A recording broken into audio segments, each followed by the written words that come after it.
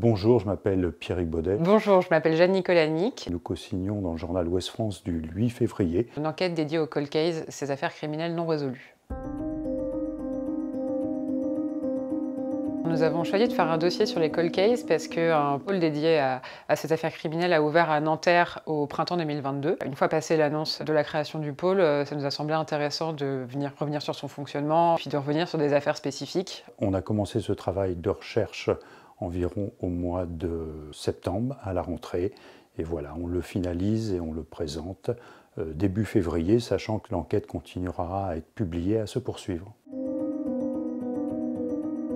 C'est difficile de donner un chiffre du nombre d'affaires irrésolues en France. Les estimations, puisqu'on ne peut parler que d'estimations, varient. L'avocat Didier Seban, qui est spécialisé dans ces affaires criminelles non élucidées, parle lui de 5000 affaires irrésolues au cours de ces 20 dernières années. Donc c'est énorme. L'ex-magistrat Jacques Dallest, qui a été un peu à l'origine de la création de ce pôle des affaires criminelles, estime lui plutôt ce nombre à 500. C'est beaucoup et il reconnaît d'ailleurs que c'est sans doute un peu plus, car sur ces 500, il faut sans doute ajouter un certain nombre de disparitions inquiétantes. Il y a environ en France chaque année 70 000 personnes, majeures et mineures, qui disparaissent. On ne peut pas exclure que certaines de ces disparitions soient liées à des actes criminels.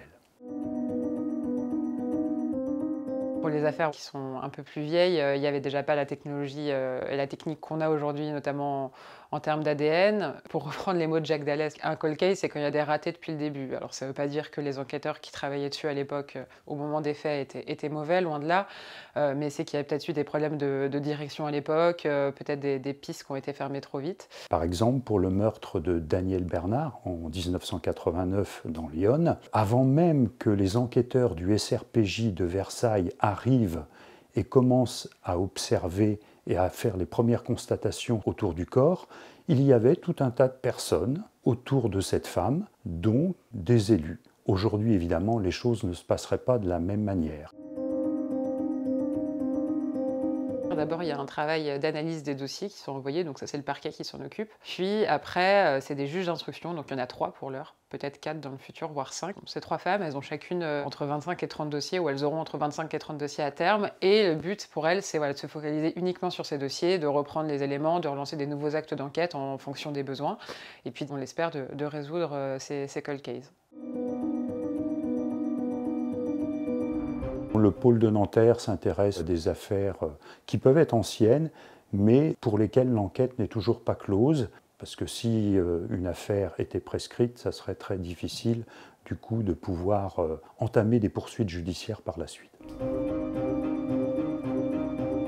Début février, il y a 63 affaires qui sont reprises par Nanterre, dont 8 parcours criminels. On a la tuerie de Chevaline notamment, la disparition de Marion Wagon. Et dans les parcours criminels, la justice se penche sur d'éventuelles autres victimes pour des tueurs comme Norman Lelandais, Willy von Copernol ou encore Jacques Ranson. La plus ancienne affaire qui va être réexaminée par ce pôle, c'est la disparition d'une famille à Noël 72 en Charente, la famille Michneau. Donc on imagine que le dossier est volumineux et la seule prise de connaissance de ce dossier peut demander plusieurs semaines, voire plusieurs mois.